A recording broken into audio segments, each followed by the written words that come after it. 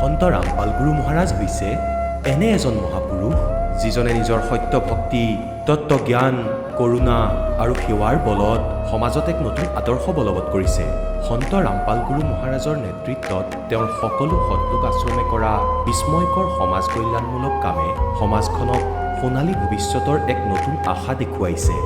সন্ত ৰামপাল গুৰু মহাৰাজৰ পৰা নাম দীক্ষা গ্ৰহণ কৰাৰ পিছত লাখ লাখ লোকৰ কৰ্কট ৰোগ, এইডছ আদি দুৰাৰোগ্য ৰোগ নিৰাময় হ'ল। সন্তজনাৰ জ্ঞানৰ পৰা অনুপ্ৰাণিত হৈ তেওঁৰ অনুগামীসকলে লাখ লাখ ইউনিট ৰক্তদান কৰে। সন্তজনাই লাখ লাখ ভগ্নী কন্যাৰ যৌতুকমুক্ত বিয়াৰ আয়োজন কৰালে। সন্তজনাই লাখ লাখ মানুহক ড্ৰাগছ আসক্তিৰ পৰা মুক্ত কৰিলে। কোটি কোটি ধ্বংসপ্ৰাপ্ত পৰিয়াল শান্তিত লাগিল। সন্তজনাৰ আশ্ৰমত সমাৱেশৰ সময়ত বিনামূলীয়া চকুৰ চিকিৎসা আৰু দন্ত চিকিৎসাৰ ব্যৱস্থা কৰা হয়। সন্ত ৰামপাল গুৰু মহাৰাজৰ দ্বাৰা পৰিৱেশ সুৰক্ষাৰ উদ্দেশ্যে সময়ে সময়ে বৃহৎ পৰিসৰত বৃক্ষৰোপণ কৰা হয়। সন্তজনাই আৰ্তজনক তাৎক্ষণিক সকাহ দিবলৈ এম্বুলেন্স সেৱা আৰম্ভ কৰিছে। সন্তজনাই তেওঁৰ অনুগামীসকলক তেওঁলোকৰ শৰীৰ দান কৰিবলৈ অনুপ্ৰাণিত কৰে, যাতে মানৱতাৰ সেৱা আৰু চিকিৎসা ক্ষেত্ৰত উন্নতি কৰিব পৰা যায়। সন্ত ৰামপাল গুৰু মহাৰাজৰ সকলো আশ্ৰমত প্ৰতিদিনে বিনামূলীয়া ধৰ্মভোজৰ আয়োজন কৰা হয়, য'ত প্ৰতিবাৰেই প্ৰতিটো জাতি, প্ৰতিটো ধৰ্মৰ মানুহে একেলগে বহি ভোজন কৰে।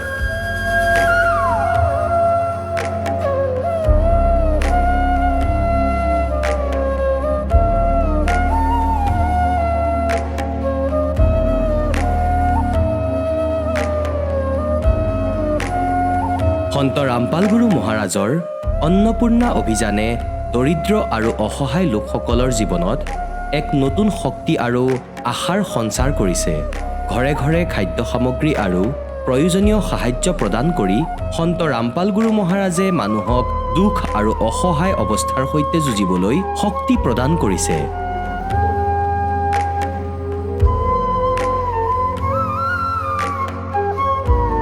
দৰিদ্ৰ লোকসকলৰ বাবে ঘৰ নিৰ্মাণ কৰা সন্ত ৰামপাল গুৰু মহাৰাজৰ অসাধাৰণ কাৰ্যই এনে এক নিদৰ্শন দাঙি ধৰিছে, যি যুগ যুগ ধৰি সন্তজনাৰ উদাৰতা আৰু দয়াৰ প্ৰতীক হিচাপে জনাজাত হৈ ৰ'ব।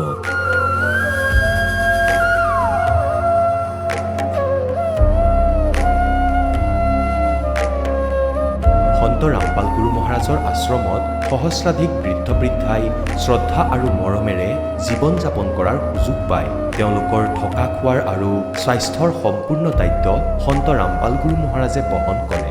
অনাথ শিশুৰ বাবে সন্ত ৰামপাল গুৰু মহাৰাজৰ সকলো আশ্ৰম বিশেষ বৰদানতকৈ কম নহয়, য'ত তেওঁলোকক শিক্ষা, সংস্কাৰ আৰু ভৱিষ্যতৰ বাবে উন্নত সুবিধা প্ৰদান কৰা হয়। বানপানী, ভূঁইকঁপ বা মহামাৰী যিয়েই নহওক, সন্ত ৰামপাল গুৰু মহাৰাজ আৰু তেওঁৰ অনুগামীসকল সদায় আৰ্তজনৰ বাবে আগৰণুৱা হৈ থাকে। ক'ভিড মহামাৰীৰ সময়ত সন্ত ৰামপাল গুৰু মহাৰাজৰ আশ্ৰমৰ পৰা কোটি কোটি লোকক খাদ্য, ঔষধ আৰু জীৱন ৰক্ষক সামগ্ৰী যোগান ধৰা হৈছিল। দুখীয়াক সকাহ কৰাই হওক বা যিকোনো শোষিত বা নিপীড়িত শ্ৰেণীৰ অধিকাৰ আৰু মৰ্যাদাৰ বাবে যুঁজ দিয়াই হওক, সন্ত ৰামপাল গুৰু মহাৰাজে সদায় তেওঁলোকৰ সকলো ন্যায্য দাবী চৰকাৰৰ ওচৰলৈ লৈ গৈছে আৰু তেওঁলোকক উপযুক্ত ন্যায় প্ৰদানৰ ক্ষেত্ৰত গুৰুত্বপূৰ্ণ ভূমিকা পালন কৰি আহিছে। সমাজত আধ্যাত্মিক আৰু সামাজিক মূল্যবোধৰ প্ৰতি সজাগতা অনাৰ প্ৰতিটো পদক্ষেপতে সন্ত ৰামপাল গুৰু মহাৰাজ মানৱতাৰ প্ৰকৃত সেৱক হিচাপে প্ৰমাণিত হৈছে। সন্ত ৰামপাল গুৰু মহাৰাজৰ জীৱনে আমাক শিকাইছে যে প্ৰকৃত সেৱা সেইটোহে যিটো নিস্বাৰ্থভাৱে কৰা হয়। আহক আমিও এই মহান সন্তজনৰ এই মহান সেৱাৰ কামত যোগ দিওঁ আৰু সন্ত ৰামপাল গুৰু মহাৰাজৰ পৰা নাম দীক্ষা লৈ আমাৰ জীৱন ধন্য কৰি তোলোঁ।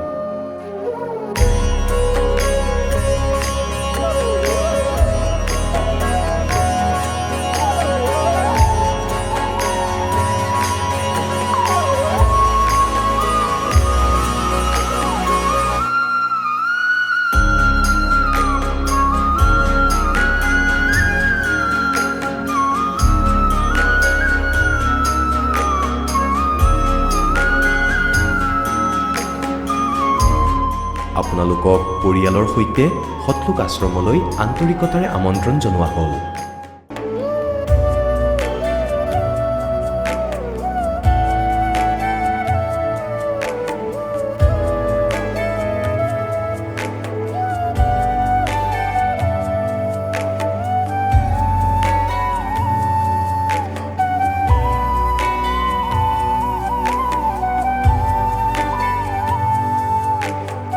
ব্ৰহ্মাৰ পিতৃ কোন?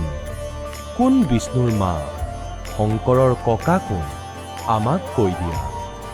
জানিবলৈ অনুগ্ৰহ কৰি শুনক জগতগুৰু তত্ত্বদৰ্শী সন্ত ৰামপাল গুৰু মহাৰাজৰ অমৃত বচন, সকলো পবিত্ৰ ধৰ্মৰ পবিত্ৰ শাস্ত্ৰৰ আধাৰত। নমস্কাৰ দৰ্শকসকল, আজি আমি আপোনালোকক পৰিচয় কৰাই দিম অসমৰ লখিমপুৰ জিলাৰ নাৰায়ণপুৰ গাঁৱৰ নিবাসী মঞ্জু বৰাৰ সৈতে। সৰুৰে পৰাই মঞ্জু বৰাই কৃষ্ণ ভক্তি, নামঘৰৰ সৎসংগ আৰু বহুতো ধৰ্মীয় পৰম্পৰাৰ জৰিয়তে পৰমাত্মাক লাভ কৰাৰ প্ৰয়াস কৰি আহিছিল। আনকি 2013 চনৰ পৰা 2016 চনলৈকে তেওঁ নিৰংকাৰী মিছনৰ সৈতেও জড়িত আছিল। কিন্তু ইমান সাধনা কৰাৰ পিছতো জীৱনৰ কষ্টবোৰ দূৰ নহ'ল। বৰঞ্চ তেওঁ কেঁচুমূৰীয়া আৰু উশাহ নিশাহৰ গুৰুতৰ বেমাৰত ভুগিবলগীয়া হৈছিল। তাৰ পিছত এদিন তেওঁ সন্ত ৰামপাল গুৰু মহাৰাজৰ দ্বাৰা ৰচিত জ্ঞান গংগা কিতাপখন পঢ়িলে। তাৰ পিছত তেওঁৰ জীৱনলৈ এক বিশাল পৰিৱৰ্তন আহিল। মঞ্জু বৰাই কয় যে এই কিতাপখন পঢ়াৰ পিছত তেওঁ সন্ত ৰামপাল গুৰু মহাৰাজৰ তত্ত্বজ্ঞানৰ বিষয়ে জানিব পাৰিলে আৰু তেওঁ কেঁচুমূৰীয়া তথা উশাহ নিশাহৰ দৰে দুৰাৰোগ্য বেমাৰৰ পৰা চিৰদিনৰ বাবে মুক্তি পালে। আচলতে এখন কিতাপ পঢ়িয়েই জীৱনত ইমান ডাঙৰ পৰিৱৰ্তন কেনেকৈ আহিল? কেনেকৈ সন্ত ৰামপাল গুৰু মহাৰাজৰ সত্যজ্ঞানে মঞ্জু বৰাক এই গুৰুতৰ বেমাৰবোৰৰ পৰা সকাহ দিলে? আহক শুনো মঞ্জু বৰাৰ সত্য কাহিনী তেওঁৰ নিজৰ মুখেৰে। নমস্কাৰ। নমস্কাৰ, আপোনাৰ শুভ নামটো জনাওকচোন। মোৰ নাম মঞ্জু বৰা। আপুনি ক'ৰ পৰা আহিছে? মই লখিমপুৰ ডিষ্ট্ৰিক্টৰ নাৰায়ণপুৰ পৰা আহিছোঁ। আপুনি সন্ত ৰামপাল গুৰু মহাৰাজৰ পৰা নাম দীক্ষা কেতিয়া লৈছিল?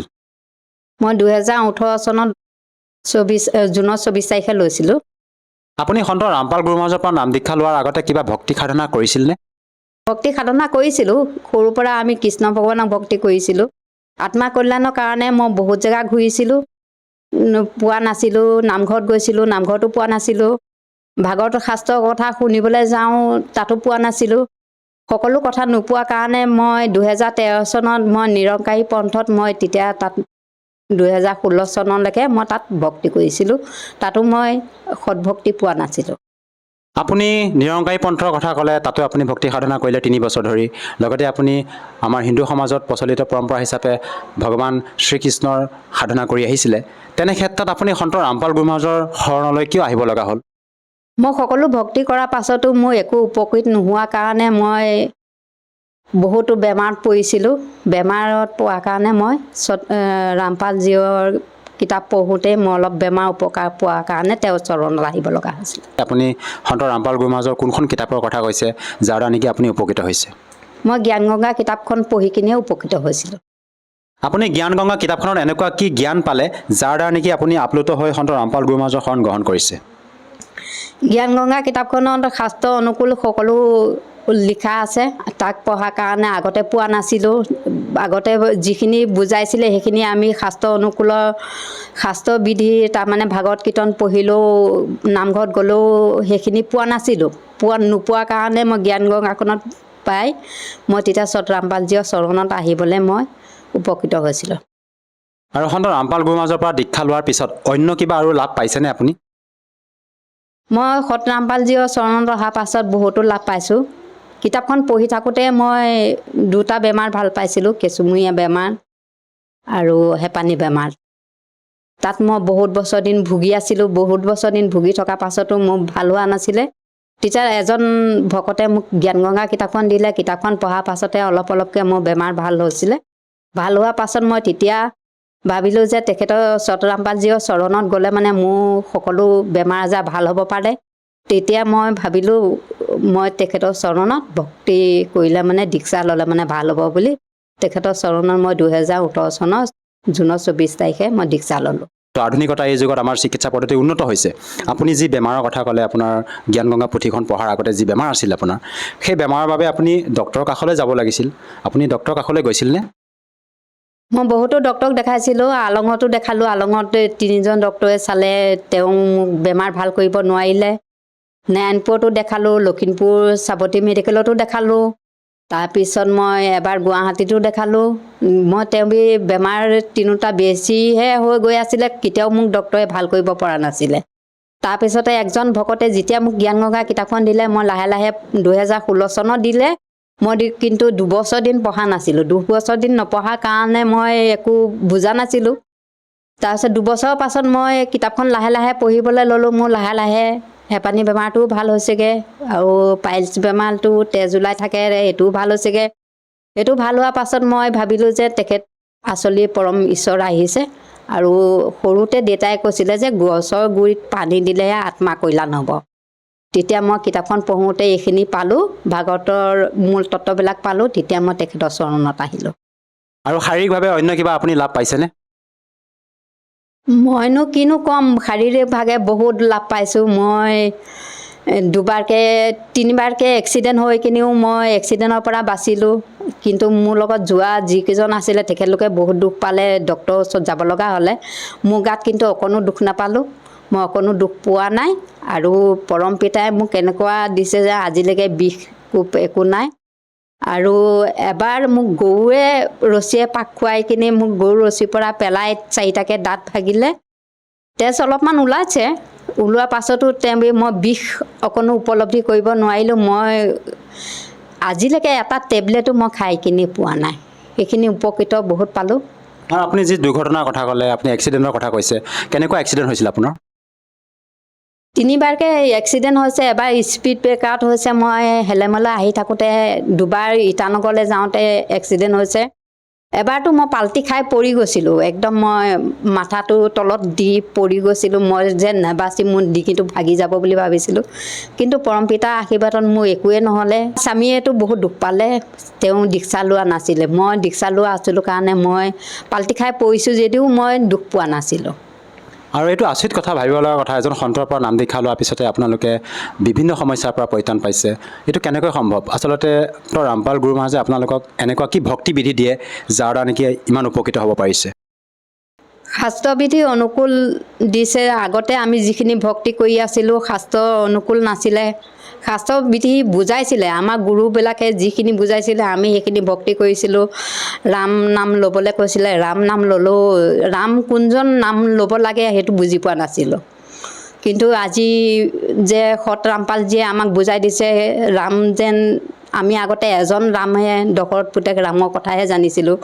আজি যে 4জন ৰাম আছে বুলি জানিছোঁ। 4জন ৰামক কোনজন ভক্তি কৰিলে মানে ভাল হ'ব, এইখিনিও বুজি পালোঁ। বুজি পোৱাৰ পাছত আমি তেখেতৰ চৰণত আহি কিনি সৎ ভক্তি কৰিছোঁ। আৰু বৰ্তমান আপুনি সন্ত ৰামপাল গুৰু মহাৰাজৰ পৰা নাম দীক্ষা লৈ বিভিন্ন প্ৰকাৰে লাভ পালে। আৰু যিসকল দৰ্শকে আপোনাক এই টিভি স্ক্ৰীণত প্ৰত্যক্ষ কৰি আছে, তেওঁলোকক আপুনি কি বাৰ্তা দিব বিচাৰে যাতে তেওঁলোকেও আপোনাৰ দৰে উপকৃত হ'ব পাৰে? তেওঁলোকক মই এইটোৱে প্ৰাৰ্থনা কৰিব পাৰোঁ, বাৰ্তানো কিনো দিম, মই এইটোৱে প্ৰাৰ্থনা কৰিব পাৰোঁ। বৰ্তমান সময়ত সত ৰামপালজীৰ ওচৰত দীক্ষা ল'বলৈ একেবাৰে সহজ। আপুনি মোবাইল, আজিকালি সকলোৱে পঢ়া শুনা মানুহ হয়, চবৰে হাতে হাতে মোবাইল আছে।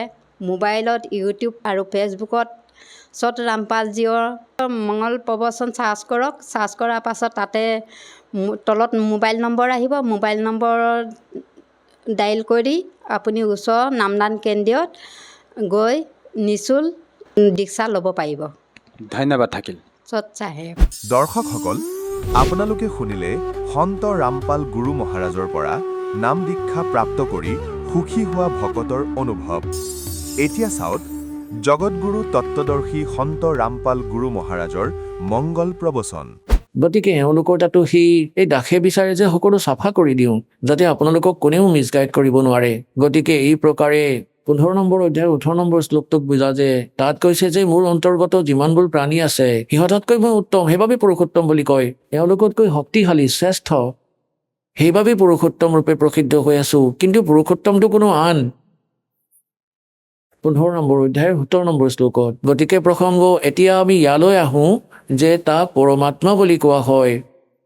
পৰমাত্মা, প্ৰভুৰ নামৰ অৰ্থ হ'ল স্বামী। তাক ব্ৰহ্ম কোৱা, প্ৰভু কোৱা, চাহিব কোৱা, বা ৰাম, গড, খুদা, আল্লাহ কোৱা। আল্লাহও স্বামী। আৰু যেনেকৈ পৰমাত্মা বুলি কাক কয়? পৰমাত্মা তেওঁক কোৱা হয় যিয়ে কেতিয়াও কাকো দুখ নিদিয়ে, সকলোকে কেৱল সুখেই দিয়ে। उत्तम पुरुष है तो अन्य परमात्मा इति उदाहरते। ये लोक तरम अविश्य विवर्ती अवे ईश्वरे। এতিয়া পৰমাত্মাই আহি নিজৰ মৰমীয়াল আত্মা ধৰ্মদাসক ক'লে যে ধৰ্মদাস আপুনি এই কালৰ লোকত আছে। এতিয়া ধৰ্মদাসে ক'লে যে প্ৰভু আপুনি যি কৈ আছে সেয়া শিৰোধাৰ্য, কিন্তু কথাখিনি মোৰ হজম হোৱা নাই। যে আমি লেতেৰা লোকত বাস কৰি আছোঁ এয়া কচাই লোক। সেই পৰমাত্মা চাওক কেনেকুৱা ফল ফ্ৰুইট আছে, কেনেকুৱা বাগ বাগিচা আছে, ঝৰ্ণা বৈ আছে, গংগাৰ দৰে নদী বৈ আছে। আৰু এই পৰমাত্মা কিমান দয়ালু, কিমান যে ঋতু বনাইছে, বতাহ বলি আছে আৰু কিমান ধুনীয়া শুদ্ধ বতাহ বলি আছে, কিমান ডাঙৰ পৃথিৱী, য'ত ইচ্ছা বহা খোৱা অসুবিধা নাই, কিমান যে সুবিধা আছে ইয়াত। আমি কেনেকৈ মানি ল'ম যে এওঁ ভগৱান নহয়? তেতিয়া পৰমাত্মাই কৈছে যে পুণ্যাত্মাসকল ধৰ্মদাসক ক'লে যে এই কালক এটা অভিশাপ দিছে যে 1,00,000 মানৱ শৰীৰধাৰী প্ৰাণী কি নিত্য আহাৰ কৰিব আৰু 100 লাখ উৎপন্ন কৰিব মানুহ, মানে 25% এক্সট্ৰা ই উৎপন্ন কৰিব। ই সৎলোকত ভুল কৰিছিলে, যি কাৰণে ইয়াৰ এক লোক হ'ল, অভিশাপ লাগিল। আৰু আপোনালোকে ভুল কৰিছিলে, সেই ভগৱানক এৰি আপোনালোক ইয়াৰ ওপৰত আসক্ত হৈছিল, যি কাৰণে আপোনালোক ইয়াৰ লগত ইয়ালৈ আহিলে। আপোনালোকৰ তাত অপশ্যন আছে উভতি যোৱাৰ বাবে। আপোনালোক উভতি যাব পাৰে যি বিধি মই কওঁ সেই সাধনাবোৰ কৰি। গতিকে ইয়াত এইবাবে আৰু এটা প্ৰশ্ন উঠিব ভকতসকলৰ মনত যে ভগৱানে ইয়াক অভিশাপ দিব নালাগিছিল। যদি অভিশাপ নিদিলে হয় ই আমাক নাখালে হয়, ইয়াত নাৰাখিলে হয়, ইটো আপোনালোকক যিকোনো প্ৰকাৰেই ৰাখিলে হয়। আৰু যদি পৰমাত্মাই ইয়াক অভিশাপ নিদিলে হয় 1,00,000 মানৱ শৰীৰধাৰী প্ৰাণীক নিত্য আহাৰ কৰাৰ, তেন্তে ই আপোনালোকক কেতিয়াও মানৱ শৰীৰ নিদিলে হয়। কাৰণ ই সদায় ভয় খাই থাকে যে মানৱ শৰীৰত এওঁলোকে পৰমাত্মাৰ জ্ঞান পাব পাৰে, পৰমাত্মাক প্ৰাপ্ত কৰিব পাৰে। ই এটাজনী আৰু বনাই দিলে হয়, যেনে কুকুৰ, গাধ, গাহৰিৰ 84 লাখ বনালে, 84 লাখ এটাও বনাব পাৰিলেহেঁতেন। গতিকে ইয়াৰ বিবশতা আছে, বাধ্যতা আছে যে এটা মানৱ, এই মানৱ শৰীৰ অৱশ্যেই দিয়ে আপোনাক। 84 লাখটা জনীৰ পৰা গতা খোৱাৰ পিছতো এটা মানৱ শৰীৰ ই দিবলগীয়া হয়, কাৰণ ই খাব লগা হয়। আৰু এই বিধান ভগৱানে বনাই দিলে যে প্ৰত্যেক প্ৰাণীক এটা মানৱ শৰীৰৰ সুযোগ নিশ্চয় দিব লাগিব। সেইবাবে আজি আপোনাৰ ওপৰত দয়া হৈছে। ঠিক আছে, কষ্ট মানি ল'লোঁ, আপোনাৰ মানৱ শৰীৰ নাপালে আপুনি গাধ কুকুৰ হৈ গতা খাব লাগিলে হয়, কষ্ট পাই ভ্ৰমি ফুৰিব লাগিলে হয়। গতিকে এটা গল্ডেন চান্স আছে মানৱ শৰীৰত, আপুনি আত্মকল্যাণ কৰাই সৎলোকলৈ যাব পাৰিব। এই সুবিধা দেৱতাসকলৰো উপলব্ধ নাই, কাৰণ জীৱ যিমানেই সুখী হ'ব ভগৱানৰ পৰা সিমান গুণেই দূৰত থাকিব লাগিব। এয়া সঁচা বুলি মানি লোৱা। আৰু যদি কাৰোবাৰ দুখ হয় সেয়া তেওঁৰ বাবে আশীৰ্বাদ হ'ব পাৰে, যদিহে তেওঁ জিলা হিচাৰৰ বৰবলা আশ্ৰম সৎলোক প্ৰাপ্ত হয়। সেই দুখৰ কাৰণেও তেওঁ পৰমাত্মাক পাব পাৰে। কবিৰ চাহেবে কয় कि सुख के माथे पत्थर पड़ो जो नाम हृदय ते जावे और बलिहारी उस दुख के जो पल पल नाम रटावे। পৰমাত্মাই কৈ জুই লাগক সেই সুখত যিয়ে ভগৱানৰ পৰা আঁতৰ কৰে। বাদ দিয়া এই ঘৰ বাৰী, গাড়ী ঘোঁৰা, মন্ত্ৰীৰ পদবী যিয়ে ভগৱানৰ পৰা আঁতৰায়। আৰু সেই ভগৱান এনেকুৱা কষ্ট দি থাকিবা যাতে তোমালৈ মনত পৰি থাকে। গতিকে পুণ্যাত্মাসকল, আপোনালোক বালক, আধ্যাত্মিক জ্ঞান পোৱা নাই। আমি জয় বজৰংবলী, জয় গণেশদেৱৰ গীত গাই আমি এওঁলোকৰো ভক্তি সঠিকভাৱে কৰিব পৰা নাছিলোঁ। গণেশদেৱৰ, শিৱদেৱৰ, বিষ্ণুদেৱৰ, দেৱীসকলৰ এই সাধনাও এই দাসৰ ওচৰত উপলব্ধ আছে, যিয়ে আপোনালোকক যথাৰ্থ লাভ দিব। এই মন্ত্ৰবোৰৰ ক্ষমতা আছে যি দাসে আপোনালোকক দিব, এওঁলোকৰ সাধ্যত নাই। এই মন্ত্ৰৰ জপেৰে আপোনালোকৰ ওপৰত নিজে নিজেই এট্ৰেক্ট হয়। যেনেদৰে উদাহৰণ দিয়া হয়, এটা ছাগলীক ছাগলী বুলি মাতি থকা সি কেতিয়াও ধ্যান নিদিয়ে। সিহঁতৰ নিজৰ বেলেগ বেলেগ ধৰণৰ লেংগুৱেজ থাকে, ক্ষেত্ৰ ৱাইজ। এবাৰ যদি কৈ দিয়া হ'ল সি তৎক্ষণাতেই চাব আৰু বহুত সাৱধানেৰে চাব ধৰে এই শব্দটো ক'ৰ পৰা আহিল। গতিকে এইটো বুজি ল'বা যে এই দাসে যি তোমালোকক মন্ত্ৰ দিব সেয়া ভগৱানৰ পূজা নহয়, এওঁলোকৰ পৰা লাভ লোৱা এয়া বিশেষ মন্ত্ৰ, যাৰ দ্বাৰা এওঁলোক এট্ৰেক্ট হয়, বিবশ হয়। এওঁলোকে লাভ দিবই। ইয়াৰ অতিৰিক্ত যিকোনো মন্ত্ৰই আপুনি জাপ কৰি থাকক, আপোনালোকে সেই আধ্যাত্মিক লাভ নাপাব, কাৰণ সেয়া শাস্ত্ৰবিধি ত্যাগ কৰি মনৰ মতে কৰা আচৰণ, যাৰ বিষয়ে গীতাৰ অধ্যায় নম্বৰ 16 শ্লোক 23-24 স্পষ্ট কৰিছে যে যিয়ে শাস্ত্ৰবিধি ত্যাগ কৰি মনৰ মতে আচৰণ কৰে তেওঁলোকে না সুখ পায়, না তেওঁলোকে কিবা সিদ্ধি পায়, না তেওঁলোকৰ কোনো পৰম গতি হয়, ইউজলেছ, ব্যৰ্থ। গতিকে শাস্ত্ৰ অনুকূল সাধনা এই বিশ্বত এই দাস ৰামপাল দাসৰ অতিৰিক্তে কাৰো ওচৰতেই উপলব্ধ নাই।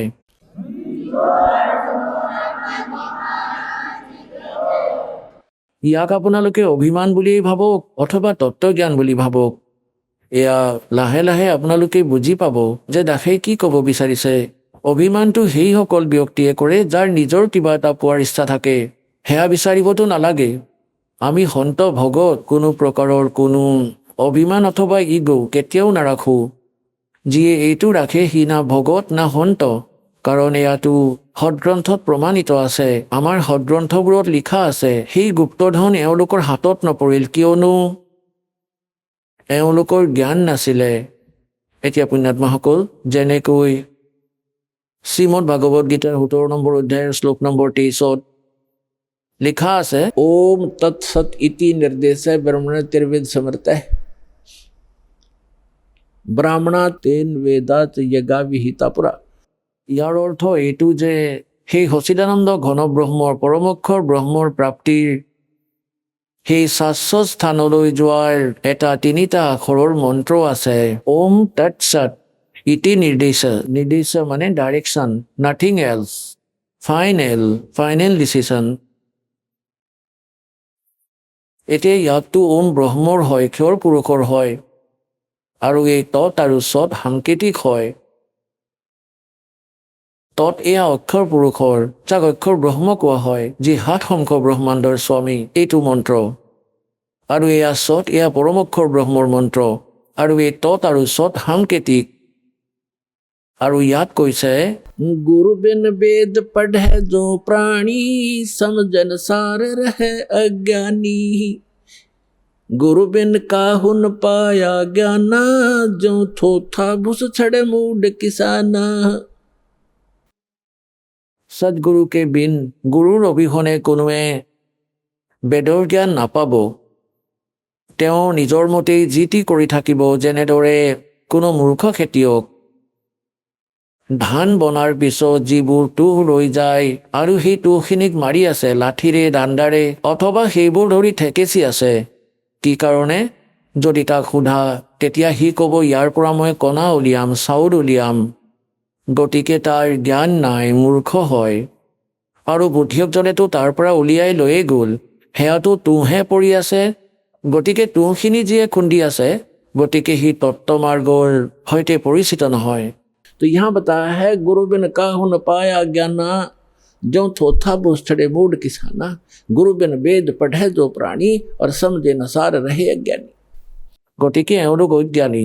বহুত ভকতে আহি কয় যে মই সুধাংশুদেৱৰ পৰা নাম লৈ থৈছোঁ, আৰু কয় যে মোৰ ভূত প্ৰেতৰ বাধাও আছে বহু বছৰৰ পৰা। ঠিক আছে, তেন্তে সুধাংশুদেৱৰ মন্ত্ৰই আপোনাক কি কামত দিলেনো? কি নাম দি থৈছে? হৰি ওম তৎসৎ। কি যে কথা কোৱা! এওঁলোকেই সেই নিম হাকিম। कहते वस्तु कहाँ खोजे कहाँ, किस विद लागे हाथ, एक पलक में पाइए भेदी ले ले साथ।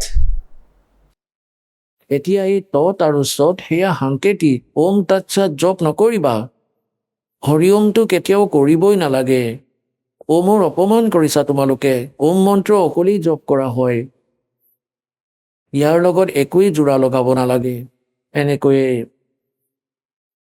এতিয়া কি কৈছে যে যেনেকৈ এজন ধনী ব্যক্তি আছিলে, মহাজন আছিলে, সাহুকাৰ, তেওঁ নিজৰ বেদত, বহীত, ডায়েৰীত লিখি থলে, তেওঁ নিজৰ ঘৰৰ পদূলিতে এটা মন্দিৰ বনাই থৈছিলে, আৰু তাত বহীত লিখি থলে, পেদত, ডায়েৰীত, যে চান্দিনী চৌদশ মানে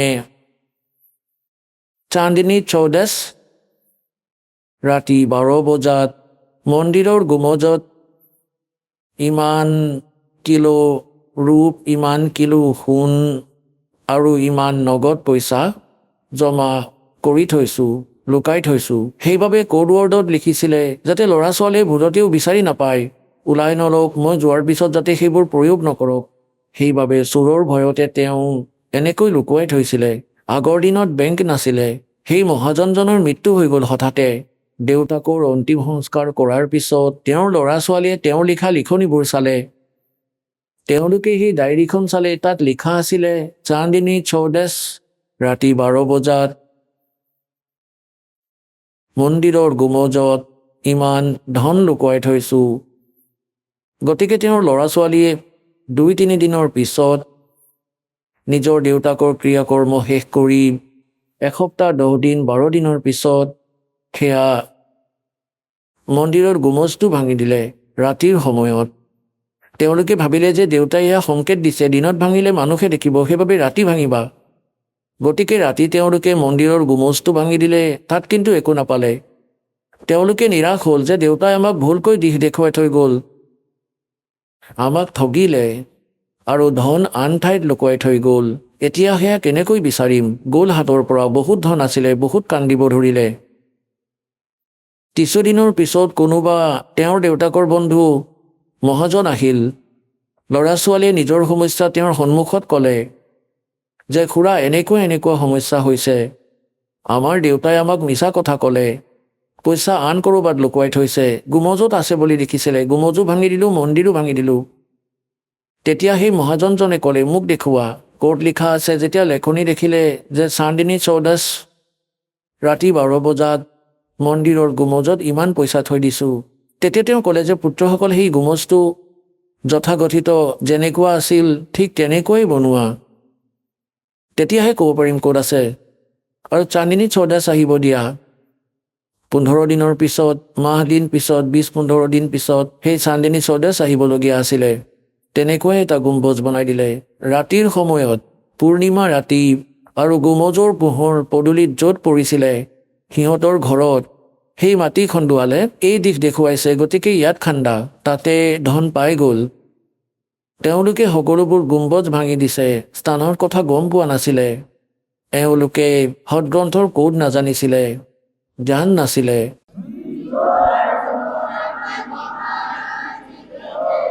तो वस्तु कहाँ ढूंढे, कहाँ किस्मत लागे हाथ, एक पलक में पाइए, বেদি ले लो साथ। গতিকে দাসক এই সদগ্ৰন্থবোৰৰ জ্ঞানী বনাই, তত্ত্বদৰ্শী সন্ত বনাই কবিৰ ভগৱানে আপোনালোক তেওঁৰ সন্তানসকলৰ ওচৰলৈ পঠিয়াই দিলে। এতিয়া পুণ্যাত্মাসকল পলম নকৰাকৈ কামত লগা। कहते समझा है तो सर दर पाओ और भौर नीरे सदाओ। গতিকে গৰীবদাস দেৱে কৈছে, গৰীবদাস ये वक्त जाते रोग इस पैरे न। হাতৰ পৰা এই মানৱ শৰীৰ গুচি গ'ল, যথাৰ্থ ভক্তিও নাপালা, এই সময়ক লৈ কান্দিবা। कहते मानुष जीवन दुर्लभ है, मिले न बारंबार, और तर्ब से पत्ता टूट जा वो फिर नहीं लगता डार। এতিয়া যি প্ৰসংগ চলি আছে আমি তালৈ আহোঁ যে পৰমাত্মাৰ পৰিভাষা কি হয় আৰু কাল কাক কোৱা হয়। গতিকে এই প্ৰসংগ সম্পূৰ্ণ হ'ল যে যথাৰ্থ ভক্তি কি। আৰু এটা স্থান এনেকুৱা আছে য'ত বৃদ্ধাৱস্থা আৰু মৃত্যু নাহে, যলৈ যোৱাৰ পিছত প্ৰাণী আকৌ উভতি সংসাৰলৈ নাহে। আৰু তাত জৰা আৰু মৰণ নাই, অৰ্থাৎ বৃদ্ধাৱস্থা আৰু মৃত্যু নাই। আৰু ইয়াত দুয়োটাই ডেফিনেট। যদি মৃত্যুও আছে আৰু বৃদ্ধাৱস্থাও আছে, আয়ুস বেছি হ'লে বৃদ্ধাৱস্থা আহিব, আৰু অকাল মৃত্যু হ'লে পৰিয়ালৰ ওপৰত বিপদৰ পাহাৰ ভাঙি পৰিব। এজনী উপাৰ্জক আছিল, ল'ৰা ছোৱালীৰ এতিয়া কি হ'ব? বৃদ্ধাৱস্থাত মৰিলে ক'ব কষ্ট পাই পাই মৰিল। কোৱাৰ অৰ্থ এইটো যে যেতিয়ালৈকে আমি পৰমেশ্বৰৰ শৰণলৈ নাহোঁ তেতিয়ালৈকে আমি কালৰ ৰেঞ্জতেই থাকিম, আৰু যেতিয়া আমি কবিৰ ভগৱানৰ চৰণলৈ আহি যাওঁ তেতিয়া আমি কালৰ নিয়মৰ পৰা বাহিৰলৈ গুচি যাওঁ। তেতিয়া তাৰ বিধান আমাৰ ওপৰত কাৰ্যকৰী নহয়। আমি পৰমেশ্বৰৰ শৰণলৈ আহি যাওঁ, আৰু সমৰ্থবানৰ চৰণলৈ যিয়ে আহে তেতিয়া তেওঁ বাহিৰৰ ব্যক্তিয়ে দুখী কৰিব নোৱাৰে। সি স্বয়ঙেই জানে যে যদি এই মানুহজনক, এই শৰণাৰ্থীজনক জোকাই লওঁ তেন্তে মোৰ অৱস্থা বেয়া কৰি দিব। গতিকে এই প্ৰকাৰে আমি সমৰ্থবানৰ শৰণলৈ আহিছোঁ, কবিৰ ভগৱানে সেই সমৰ্থবান দয়ালু পৰমাত্মা, তেওঁৰ শৰণলৈ আহিছা, তেওঁৰ শৰণ ত্যাগ নকৰিবা, ইমান ধ্যান নিশ্চয় কৰি ৰাখিবা। যদি নাম লোৱাৰ পিছতো সৰু সুৰা কষ্ট হয় তেন্তে এনেকৈ ভাবিবা যেনে এজনী মেকুৰীয়ে সন্তান উৎপন্ন কৰে আৰু 2-4 দিনৰ পিছত তাই পোৱালীকেইটাক বেলেগ ঘৰলৈ লৈ যায়, কাৰণ তাই তাত এইটো চায় যে তাইৰ সন্তানকেইটাই ইয়াত কোনো বিপদত নপৰক। আৰু এই কথাৰ সৈতে তাইৰ সন্তানকেইটাও পৰিচিত যে আমি আমাৰ মাৰ সুৰক্ষাত আছোঁ। আৰু তাই মুখেৰে ধৰে, মেকুৰীৰ দাঁতকেইটা চোকা দাঁত হয়, বহুত চোকা দাঁত হয়, আৰু সিহঁতক ধৰে আৰু সন্তানকেইটাই দুখো পায়। সিহঁত এনেকুৱা হৈ যায়, এনেদৰে উৰমি গৈ থাকে। গম পোৱা যায় যে সিহঁতে দাঁতেৰে দুখ পাইছে, কিন্তু কেতিয়াও নকয়, মনে মনে থাকে, সেই কষ্টক সহি থাকে, কাৰণ সিহঁতে জানে যে সিহঁত মাকৰ লগত আছে। অলপ বেছি কষ্ট দিছে যদিও আমাৰ জীৱন ৰক্ষক হয়, সুৰক্ষিত হৈ আছোঁ। গতিকে সিহঁতক উঠাই আন সুৰক্ষিত স্থান অন্য ঘৰলৈ লৈ যায়। আটাইকেইটাকে এটা এটাকৈ লৈ যায়। কিছুদিনৰ পিছত গৈ চাই যে ইয়াততো একো সমস্যা হোৱা নাই, আৰু যদি হৈ আছে আন এখন ঘৰলৈ লৈ যায়। কিন্তু সিহঁতে একো নকয়, সিহঁতে কষ্টও পায়েই আছে, কিন্তু সিহঁতৰ বিশ্বাস আছে যে মাকৰ মুখত, যদিও সিহঁতে কষ্ট পাই আছে কিন্তু জীৱন ৰক্ষা হৈ আছে। সেই প্ৰকাৰে কবিৰ ভগৱানৰ চৰণলৈ অহাৰ পিছত যদি সৰু সুৰা কষ্টও পাইছে, তাৰ বিনিময়ত আপোনালোকেও নাজানে কিমান ডাঙৰ বিপদ আঁতৰি গৈছে। এইটো বিশ্বাস ৰাখিবা, বিচলিত নহবা। এতিয়া প্ৰসংগ চলি আছে যে ধৰম দাসে কৈ আছিলে যে হে ভগৱান, ইয়াত কিমানবোৰ যে সুবিধা দি থৈছে ভগৱানে, আৰু আপুনি ইয়াক কাল বুলি কৈ আছে। তেতিয়া পৰমাত্মাই ক'লে, ধৰ্মদাস যেনেকৈ কছাৰীয়ে ছাগলী পালে, সি সেই ছাগলীবোৰক কিমানবোৰ সুবিধা দিয়ে, যাৰ বাবে ভাল চেল হয়। এটা বহুত ডাঙৰ গঁৰাল বনায়, সেইখিনি ভাড়াত লয় অথবা কিনি লয়, আৰু তাৰ ভিতৰত ছেট বনায়, খেৰ পাৰি দিয়ে ছাগলীকেইটাক গৰম আৰু ঠাণ্ডাৰ পৰা বচাবলৈ। তাত ঠায়ে ঠায়ে সৰু সৰু পুখুৰী বনায়, সৰু সৰু গাঁত, সেয়া পানীৰে ভৰাই ৰাখে। সিহঁতৰ বাবে ঘাঁহ বনৰ তাত ব্যৱস্থা কৰাই দিয়ে। সেই সকলোবোৰ ব্যৱস্থাকে দেখি সেই সৰল প্ৰাণীয়ে এইটো বুলি ভাবি লয় যে আমাৰ মালিকে, আমাৰ স্বামীয়ে কিমান দয়ালু হয়, আমাৰ কিমান ধ্যান ৰাখে, সকলো সুবিধাই প্ৰদান কৰিছে, হিংস্ৰ পশুৰ পৰা সুৰক্ষা দিছে, চাৰিওফালে বেৰ লগাই দিছে, আৰু ভিতৰত গছ আছে, ঘাঁহ বননি আছে, ফল ঘাঁহ বন আছে, গৰমৰ পৰা বাচিবলৈ ছাঁ আছে, ঠাণ্ডাৰ পৰা বাচিবলৈও ছেট আছে, ব্যৱস্থা আছে। গতিকে সিহঁতে এই সকলোবোৰ ব্যৱস্থা দেখি মানি লয় যে আমাৰ যি স্বামী বহুত দয়ালু, তেওঁ পৰমাত্মা। আৰু কেতিয়াবা যদি সি সিহঁতৰ মাজলৈ আহে, তেতিয়া সকলোৱে তাক মৰম লৈ চাৰিওফালে আগুৰি ধৰে, কোনোবাই ঠেং দুখন মেলি দিয়ে সাৱটি ধৰিবলৈ। সিহঁতে চেলেকেও মৰমতে জিভাৰে চেলেকিব বিচাৰে, তাক এক বিশেষ ৰিগাৰ্ড দিবৰ বাবে। সিহঁতে জিভাৰে চেলেকি আছে আৰু কচাইজনে হাতেৰে চাই আছে। সিহঁতে ভাবে যে আমাৰ মালিকে আমাক মৰম কৰি আছে, কিন্তু সি চাই আছে যে কিমান মাংস হৈছে, কিমানত বেচিব পাৰিম, আৰু সিহঁতে ভাবে যে সিহঁতক মৰম কৰি আছে। গতিকে পুণ্যাত্মাসকল, পৰমাত্মাই কয় যে যি সময়ত সেই কচাইজনক যেতিয়া 5-10টামান ছাগলীৰ প্ৰয়োজন হয়, তেতিয়া সেই সময়ত ই এইটো নাচায় যে কোন কাৰ মাক হয়, কাৰ পুত্ৰ। এটা পৰিয়ালৰ 3টাকৈ একেলগেও আহিব পাৰে মাজৰ পৰা শকত শকত বাছোতে, আৰু সি উলিয়াই লৈ যি ভাল ভাল মাংসযুক্ত হৈছে, বহুত বিক্ৰী হ'ব। গতিকে সেই সময়ত সেই ছাগলীকেইটাইও গম পায়, সিহঁতে ইফালে সিফালে দৌৰিব ধৰে, কাৰণ সিহঁতে গম পায় যে সিহঁতক বিপদৰ স্থানলৈ লৈ যোৱা হ'ব। সিহঁতৰ আত্মাই ইমানখিনি আভাস পায়। গতিকে কোৱাৰ অৰ্থ এইটো যে একেই প্ৰকাৰে যি সুবিধা আপুনি ইয়াত দেখি আছে ধৰ্মদাস, পৰমাত্মাই কৈ আছে, কবিৰ ভগৱানে, এই সুবিধাবোৰ দেখি এনেকুৱা লাগিব যেন এওঁ বৰ দয়ালু ভগৱান, আৰু সেই সময়ত তোমাৰ বুদ্ধি হেৰাই যাব। কাৰোবাৰ পুত্ৰ মৰিব, কাৰোবাৰ পুত্ৰী মৰিব, এটা পৰিয়ালৰ 3-4টাকৈ সদস্য মৰি যাব। ইয়াত এজনে কৈ আছিলে, কোনোবাই চৰ্চাৰ পৰা সৎসংগ শুনি গৈ আছিলে, যাৰ সেই গাড়ীৰ ভিতৰত 16জন সদস্য আছিল এটা পৰিয়ালৰে, বুঢ়াজন ঘৰতেই আছিলে, 16জনেই এক্সিডেণ্টত মৰি গ'ল। কওক পুণ্যাত্মাসকল, তেওঁলোকৰ ঘৰ গাড়ী সকলোবোৰ ব্যৱস্থাই আছিলে, ক'ত নাশ হৈ গ'ল তেওঁলোকৰ। গতিকে কোৱাৰ অৰ্থ এইটো যে সেই সময়ত আপোনালোকৰ বুদ্ধি কলৈ যায়, এইবোৰ সুবিধা কোনে দি থৈছে আৰু 1 মিনিটতে কিয় কাঢ়ি লৈ গ'ল। গতিকে ইয়াক কাল বুলি কোৱা হয়। আৰু যিয়ে কেৱল সুখেই দিয়ে তেওঁক দয়াল বুলি কোৱা হয়, পৰমাত্মা বুলি কোৱা হয়। আপোনালোকে এওঁক পৰমাত্মা বুলি মানি লৈছে, কিন্তু এওঁ পৰমাত্মা নহয়। ইয়াততো আপুনি দুখৰ বাহিৰে একোৱেই নাপায়। লাগিলে আপুনি যিমানেই সুখী ব্যক্তি নেদেখে কিয় মিছা সুখেৰে যুক্ত, লাগিলে কোনোবা মন্ত্ৰীয়ে হওক বা প্ৰধানমন্ত্ৰীয়ে হওক অথবা ডাঙৰ মহাজনেই হওক, তেওঁলোকৰ যিমানবোৰ সুবিধাই নেদেখে কিয় গৰীব মানুহ এজনে এনেকৈ ভাবে এই গাড়ী ঘৰ থকাবোৰ চাগে বৰ সুখী, অথবা যিসকল অফিচাৰ কৰ্মচাৰী অধিকাৰী এওঁলোক বৰ সুখী চাগে। সুখ নামৰ কোনো বস্তু নাই এই লেতেৰা লোকত। সকলোৱে টেনশ্যনত থাকে। বাহিৰৰ পৰা দেখিলে এনেকুৱা লাগে বৰ সুখী, কিন্তু ভিতৰৰ পৰা সকলোবোৰ ফোপোলা। যাকেই নোচোৱা কিয় সকলোৱে টেনশ্যন লৈয়ে ফুৰে। গতিকে যি চিন্তা নোহোৱাৰ ঠাই আছে, স্থান আছে, সেয়া সত্য ৰূপ। তাক সুখসাগৰ বুলিও কয়, সুখসাগৰ বুলি কয়। এতিয়া পুণ্যাত্মাসকল, পৰমাত্মা আপোনালোকৰ ওচৰলৈ আহিবলৈ এতিয়া কেনেকুৱা কেনেকুৱা লীলা কৰে। मैं रोवत हूँ सृष्टि को, सृष्टि रोवे मोहे, गरीबदास इस वियोग को समझ न सकता कोई। जो जन मेरी शरण है ताका हूँ मैं दासे, गेल गेल लाग्या फिरूँ जब तक धरती आकाशे। पुण्यात्माসকল, পৰমাত্মাই কয় যিয়ে এবাৰ মোৰ চৰণলৈ আহে তাক মই কেতিয়াও নেৰো, তাৰ লগতেই থাকিম। ঠিক আছে, তাৰ দুৰ্ভাগ্য সি ইয়াৰ পৰা ওলাব পৰা নাই, তথাপিও পৰমাত্মা ইমানেই দয়ালু আপোনাৰ পিছে পিছেই লাগি আছে। এতিয়া পুণ্যাত্মাসকল বিচাৰ কৰক, এই কিতাপ আপোনালোকে প্ৰাপ্ত কৰিলে অথবা টিভিত চাবলৈ পালে।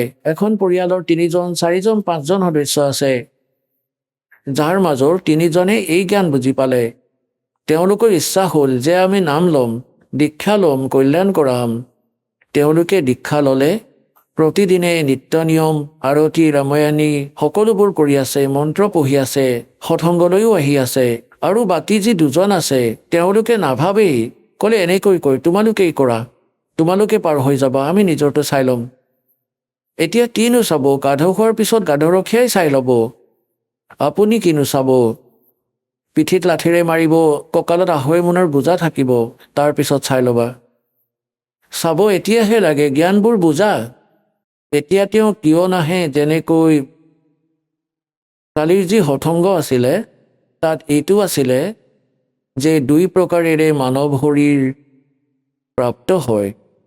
এটাটো পূৰ্বজন্মৰ পুণ্যকৰ্মৰ আধাৰত মানৱ শৰীৰ একেলগে 2, 4, 10, 50 বাৰো প্ৰাপ্ত হ'ব পাৰে, বেছিও হ'ব পাৰে। কিন্তু সেই পুঁজি সমাপ্ত হোৱাৰ পিছত 84 লাখ জনীলৈ যাবই লাগিব। যদি সেই মনুষ্য জীৱনত আপুনি তত্ত্বদৰ্শী সন্ত নাপায়, এতিয়া যি প্ৰসংগ চলি আছে, মানৱ শৰীৰ প্ৰাপ্ত কৰি যি প্ৰাণীয়ে সৎভক্তি নকৰে 2 প্ৰকাৰে মানৱ শৰীৰ প্ৰাপ্ত হয়।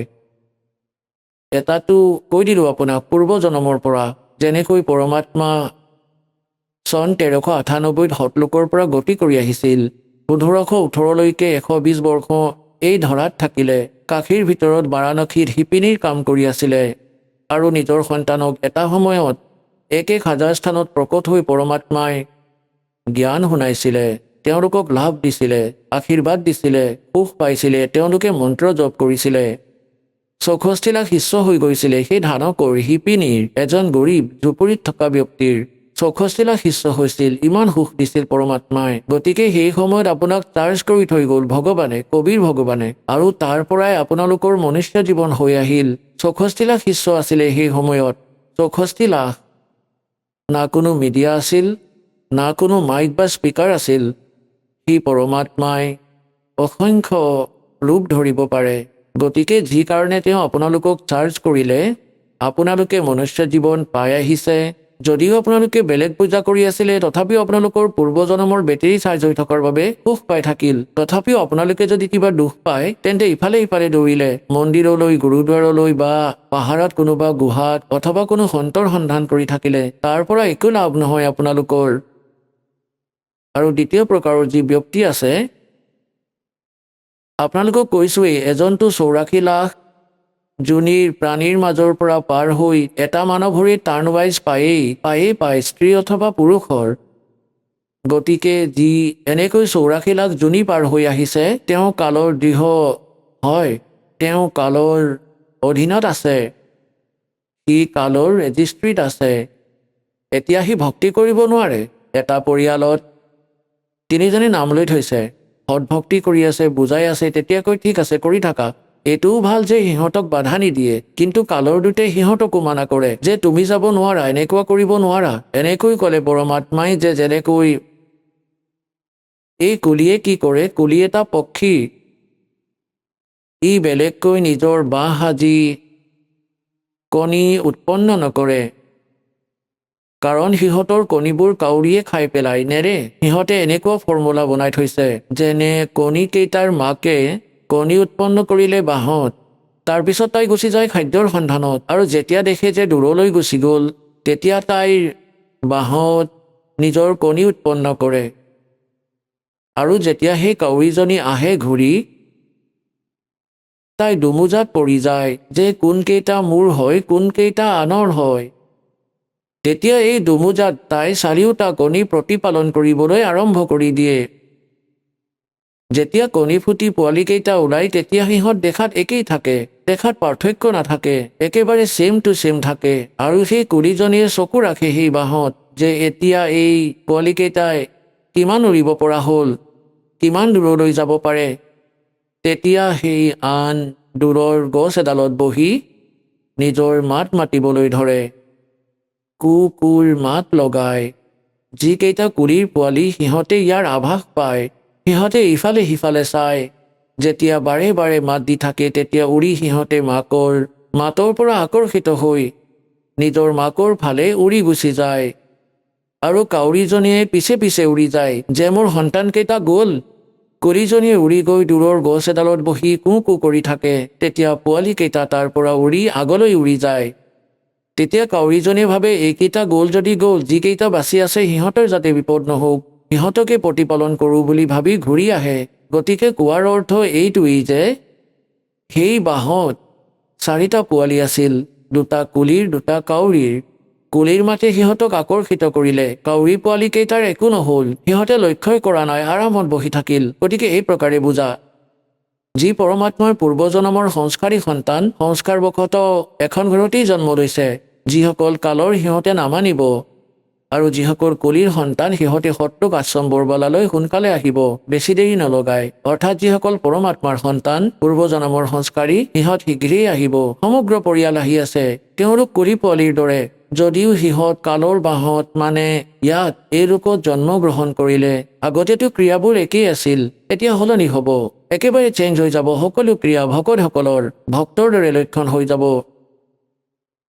গতিকে এই প্ৰকাৰে কি কয় পৰমাত্মাই, जो जन मेरी शरण है ताका हूँ मैं दासे, गेल गेल लाग्या फिरूं जब तक धरती आकाशे।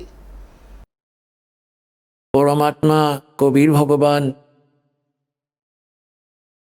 যি সময়ত ইয়ালৈ আহিছিলে, পৃথিৱীত প্ৰত্যেক যুগতে যি এক লীলা কৰে, যাৰ বেদেও প্ৰমাণ দিয়ে, যাৰ বেদসমূহো সাক্ষী যে ভগৱানে এনেকুৱা লীলা কৰে।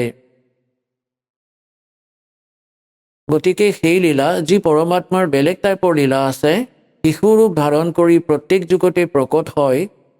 আৰু কমলৰ ফুলৰ ওপৰত, কমলৰ ফুলটো পানীতেই হয়, এইটো আণ্ডাৰষ্টুড যে নাৰায়ণেই হয়। নাৰ মানে জল, আয়ন মানে তাত আহি বিৰাজমান হোৱা, নাৰায়ণ বুলি কোৱা হয়। পৰমাত্মা কবিৰ চাহেব মানে অমৰ পুৰুষ, সত্য পুৰুষ, আদি পুৰুষ, যাক কোৱা হয় পৰম অক্ষৰ ব্ৰহ্ম। এই লীলা কৰেই কৰে। সেই লীলা কৰিবলৈ চন 1398 সম্বত 1455 জেঠ মাহৰ পূৰ্ণিমাৰ দিনা সেই পৰমাত্মা হতলোকৰ পৰা গতি কৰি আহিছিল আৰু পদুমৰ ফুলত কাশী চহৰৰ বাহিৰৰ এটা সৰোবৰত পুখুৰীত বিকশিত পদুমৰ ফুলৰ ওপৰত এটা নৱজাত শিশুৰ ৰূপ ধাৰণ কৰি বিৰাজমান হৈছিলে, যি তেওঁ প্ৰত্যেক যুগতে কৰে। সেই সময়ত নিৰু আৰু নিমা নামৰ মুছলমান শিপিনী আছিলে, তেওঁলোকে উঠাই লৈ গ'ল। সেই নিৰু নিমা সেই জনমত ব্ৰাহ্মণ আৰু ব্ৰাহ্মণী আছিলে। গৌৰী শংকৰ নাম আছিলে নিৰুৰ আৰু সৰস্বতী নাম আছিলে নিমাৰ। মুছলমানসকলে জোৰ কৰি সিহঁতক মুছলমান বনাইছিলে আৰু তেওঁলোকে যি কাৰণত আগতে তেওঁলোক শিৱ ভগৱানৰ পূজাৰী আছিল, শিৱদেৱৰ বাণী কৈ নিজৰ নিৰ্বাহ কৰিছিলে। পিছত সেই সুবিধা শেষ হৈ যোৱাৰ বাবে তেওঁলোকে শিপিনীৰ কাম কৰা আৰম্ভ কৰিলে। তেওঁলোকৰ প্ৰায় 20-30-40 বছৰমান হৈ গৈছিলে সেই ক্ৰিয়া কৰি থকা। তেওঁলোক শিপিনী ৰূপে প্ৰসিদ্ধ হৈছিল। তেতিয়া পৰমাত্মাই তেওঁলোকক শিশু ৰূপত পাইছিলে। লাহে লাহে তেওঁ ডাঙৰ হ'ল। আহক আমি এতিয়া সেই শ্ৰদ্ধালুসকলৰ অনুভৱবোৰ জানো, যিসকলে জগতগুৰু তত্ত্বদৰ্শী সন্ত ৰামপাল গুৰু মহাৰাজৰ পৰা দীক্ষাপ্ৰাপ্ত কৰিছে তথা তেওঁ কোৱা ভক্তিমাৰ্গ এওঁলোকে অৱলম্বন কৰি আছে। নমস্কাৰ দৰ্শকসকল। কোৱা হয় যে পৰমাত্মাই মীৰাবাইৰ বিষৰ পিয়লাটো অমৃতলৈ ৰূপান্তৰিত কৰিছিল। আজি তেনে এক ঘটনাই আমাৰ চকুৰ আগত ঘটা দেখা গৈছে।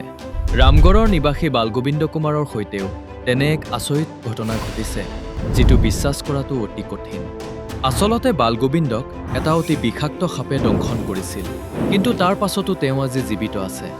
দৰ্শকসকল, বালগোবিন্দৰ মতে তেওঁৰ সৈতে এনেধৰণৰ আৰু বহুতো অতুলনীয় লাভ হৈছে, যিবোৰ কেৱল সন্ত ৰামপাল গুৰু মহাৰাজে দেখুৱাই দিয়া ভক্তি সাধনাৰ দ্বাৰাহে সম্ভৱ হৈছে। দৰ্শকসকল, আচলতে সন্ত ৰামপাল গুৰু মহাৰাজে তেওঁৰ শিষ্যসকলক কেনেধৰণৰ ভক্তি সাধনাৰ উপদেশ দিছে, যাৰ জৰিয়তে তেওঁলোকে এনে অদ্ভুত আৰু অলৌকিক চমৎকাৰ লাভ কৰিছে। আৰু সঁচাকৈয়ে কোনো ব্যক্তি বিষাক্ত সাপে কামোৰাৰ পাছতো বাচি থকাটো সম্ভৱনে? আহক ইয়াৰ আঁৰৰ সত্যটো কি তাক জানো আৰু বালগোবিন্দ কুমাৰৰ মুখেৰে শুনো তেওঁৰ জীৱনৰ সেই বিশেষ কাহিনী। ছাৰ নমস্কাৰ। নমস্কাৰ ছাৰ। কি নাম আপোনাৰ? বালগোবিন্দ কুমাৰ। ক'ৰ পৰা আহিছে আপুনি? ৰামগড় ঝাৰখণ্ডৰ পৰা। সন্ত ৰামপালদেৱ মহাৰাজৰ পৰা নাম দীক্ষা কেতিয়া ল'লে আপুনি? মই সন্ত ৰামপালদেৱ মহাৰাজৰ শৰণলৈ 30 জানুৱাৰী 2016 আহিছিলোঁ। সন্ত ৰামপালদেৱ মহাৰাজৰ পৰা নাম দীক্ষা লোৱাৰ আগত আপুনি কি ভক্তি সাধনা কৰিছিল? মই ছাৰ শিৱদেৱৰ দৃঢ় ভক্ত আছিলোঁ, যি নেকি আজি শিৱদেৱৰ এয়া কৰিবলৈ ডাঙৰ মন্দিৰ নিৰ্মাণ কৰাই আছিলে পূৰ্বপুৰুষসকলে, সেয়া আধা কৰা আছিল। আজি মই কেইদিনমান আগতে সেয়া এৰি দিলোঁ। সকলো জগতৰ মানুহে, মোৰ গাঁৱৰ মানুহে দুখিব ধৰিলে, ক'লে যে এয়া কি তুমি আধা মন্দিৰ যি বনাই আছিলোঁ আমি, আজি সেয়া পূৰাটো কৰি দিলা, কিন্তু সেয়া ফিনিছ নকৰিলা। আন গাঁৱৰ মানুহে হাঁহিব, এয়া তুমি ভাল নকৰিলা, তুমি কোনোবা গুৰু শৰণলৈ গুচি গ'লা। মই কোনো গুৰু শৰণলৈ অহা নাই, মই সত্যতাৰ শৰণলৈ আহিছোঁ, যিয়ে মোৰ জীৱনত আৰু অহা প্ৰজন্মত এয়া সত্যতাই লগত থাকিব সকলোৰে। মই তেওঁৰ শৰণলৈ আহিছোঁ। সন্ত ৰামপালদেৱ মহাৰাজৰ বিষয়ে আপুনি কেনেকৈ গম পালে? মোৰ বৰদেউতাৰ ল'ৰা ভগতদেৱ, তেওঁ প্ৰথমে শৰণলৈ গৈছিলে। তাৰপিছত তেওঁ মোক 2 বছৰৰ পৰা কৈ আছিলে যে ভাইটি কৰি লোৱা ভক্তি, পৰমাত্মা আহিছে, এতিয়া যদি নকৰা নাজানো কেতিয়া তুমি মৰা, তেতিয়া জীৱন ব্যৰ্থ হৈ যাব। তোমাৰ জন্ম মৃত্যুৰ যি ৰোগ সেয়া লাগিয়ে থাকিব আৰু তুমি ইয়াতেই থাকি যাবা। কৈছিলোঁ লৈ ল'ম, এনেদৰে মানাই কৰি থাকিলোঁ। কিন্তু এদিন এনেকুৱা হ'ল যে মই ডিউটিলৈ যাবলৈ ওলাই আহিছিলোঁ। তেতিয়া কিছুমানে সৎসংগৰ বাবে ইয়াত কৰমাত ঝাৰখণ্ডতে এটা নামদান কেন্দ্ৰলৈ গৈ আছিলে। তেতিয়া মই বাইক ওলাইছিলোঁ ডিউটি যাবলৈ, তেওঁলোক বলেৰ' এখনত বহি গুচি গৈছিলে। নাজানো, মোৰ এনেকুৱা লাগিল যে নহয় আজি যাব লাগিব। ডিউটি নগৈ মই চিধাই গুচি গ'লোঁ। কৈছিলে মোক বলেৰ'তে যাবলৈ, কিন্তু তেওঁলোক আধা দূৰ গৈ পালে। তাৰপিছত মোৰ বাইকতে স্পীডত গুচি গ'লোঁ। তেওঁলোকক 15 কিলোমিটাৰ 20 কিলোমিটাৰ প্ৰায় 15 কিলোমিটাৰ পিছত তেওঁলোকক ফোন কৰি লগ কৰিলোঁ আৰু ক'লোঁ ময়ো যাম, লৈ ব'লক। তাৰপিছত তেওঁলোকৰ লগত গ'লোঁ আৰু পৰমাত্মাৰ শৰণত নাম ল'লোঁ। সন্ত ৰামপালদেৱ মহাৰাজৰ পৰা নাম দীক্ষা লোৱাৰ পিছত আপুনি কি লাভ পালে? সন্ত ৰামপালদেৱ মহাৰাজৰ পৰা নাম লোৱাৰ পিছত মোৰ লাভ এয়া হ'ল যে মোক এডাল সাপে এইখন ভৰিত খুটিয়াইছিল, য'ত নেকি সেই সাপে খুটিয়ালে কোনেও জীয়াই নাথাকে। আজি পৰমাত্মাই মোক জীৱিত ৰাখিছে। আজি মই জগতৰ মানুহক দেখি আছোঁ আৰু তেওঁলোকেও মোক দেখি আছে। বহুত মানুহ মোৰ ঘৰলৈ আহিছিলে আৰু কৈছিলে যে জৰা ফুকা কৰা আৰু ডক্তৰক দেখুওৱা, তেতিয়া এজন ভগতদেৱ আছে মোৰ লগৰ ৰিমছ হস্পিটেল, যিখন ঝাৰখণ্ডৰ চৰকাৰী হস্পিটেল, তাত থাকে। মই সুধিলোঁ কি কৰোঁ। তেওঁ ক'লে যে নহয়, একো নহয় তোমাৰ। সন্ত ৰামপালদেৱ মহাৰাজৰ শৰণত যোন থাকে তেওঁতো কেতিয়াও ইয়াৰ বাবে পৃথিৱী সাক্ষী যে তেওঁৰ ভকতসকলৰ লগত একো বেয়া হোৱা নাই, যি হৈছে ভালেই হৈছে। যেতিয়া তেওঁ ক'লে মোৰ বিশ্বাস হৈ গ'ল যে নহয়, সন্ত ৰামপালদেৱ মহাৰাজৰ ভক্তিত যদি শক্তি আছে তেন্তে মই জীয়াই থাকিম, নহ'লে নাথাকোঁ। মোৰ মা দেউতাই কৈছিলে যে নহয় ডক্টৰক দেখুৱাব লাগিব, তালৈ যোৱা। মই ক'লোঁ একো নকৰোঁ, যি কৰিব পৰমাত্মাই কৰিব। আজি মই আপোনাৰ সন্মুখতেই আছোঁ আৰু পৃথিৱীবাসীৰ সন্মুখত আছোঁ। আৰু কি লাভ পালে ছাৰ? ছাৰ, এবাৰ মোৰ সন্তানটোৰ, সি প্ৰায় 3 বছৰীয়া, সি এবাৰ বিল্ডিঙৰ ছাদৰ পৰা পৰি গৈছিলে, য'ত তলৰ মজিয়াখন চিমেণ্টৰ আছিলে, য'ত সি মূৰ পেলাই পৰিছিলে। আৰু তেতিয়া মই তাৰ মূৰটো এনেকৈ চালোঁ আৰু তেতিয়া তাৰ মূৰত গাঁত হৈ তেজ জমা হৈ গৈছিলে। কিন্তু আজি সন্ত ৰামপালদেৱ মহাৰাজৰ শৰণত থকাৰ বাবে মোৰ সন্তানৰ একোৱে হোৱা নাই। সি একেবাৰে সুস্থ আৰু ভালকৈ আছে। সি ভালদৰে পঢ়া শুনাও কৰি আছে আৰু একেবাৰে সুস্থ। আৰু এবাৰ এনেকুৱা হ'ল যে মই গাড়ী চলাই থাকোঁতে হঠাতে পাছৰ চকাটো ফুটি গ'ল আৰু মই গমেই নাপালোঁ কি হৈছিলে। এডাল পোল আছিলে, মই ভাবিলোঁ গাড়ীৰ ইঞ্জিনটো গৈ পোলতেই খুন্দা খাব। কিন্তু এনেকুৱা হ'ল যে চিধি পোলৰ ফালে গৈ আছিলোঁ আৰু মাত্ৰ 10 খোজ আছিল আৰু গতিবেগ 60। কিন্তু গাড়ীখন উঠি গুচি গ'ল বাওঁফালে আৰু গাড়ীখন এনেকুৱা হৈ যায়, না গাড়ীখনৰ কিবা ক্ষতি হয় না কাৰোবাৰ কিবা ক্ষতি হয়। গাড়ীখন আগৰ দৰেই থাকে। আজি ময়ো সুৰক্ষিত হৈ আছোঁ আৰু 5জন ভকত মোৰ গাড়ীত আছিলে। গাড়ীখনত প্ৰায় 3 টনৰ লোড আছিলে। সেইবোৰো ঠিকে আছে, সকলোবোৰ ঠিকে আছে, ময়ো ঠিকে আছোঁ। গাড়ীখনৰো একো নহ'ল, মোৰো একো নহ'ল। সন্ত ৰামপালদেৱ মহাৰাজৰ শৰণলৈ গ'লে জগতেই জানে আৰু সকলো ভক্তই এই কথা কৈছেও, পৰমাত্মাৰ ভক্তিতেই এই শক্তি আছে যিয়ে এইবোৰ কৰিব পাৰে, অন্যথা আনে নোৱাৰে।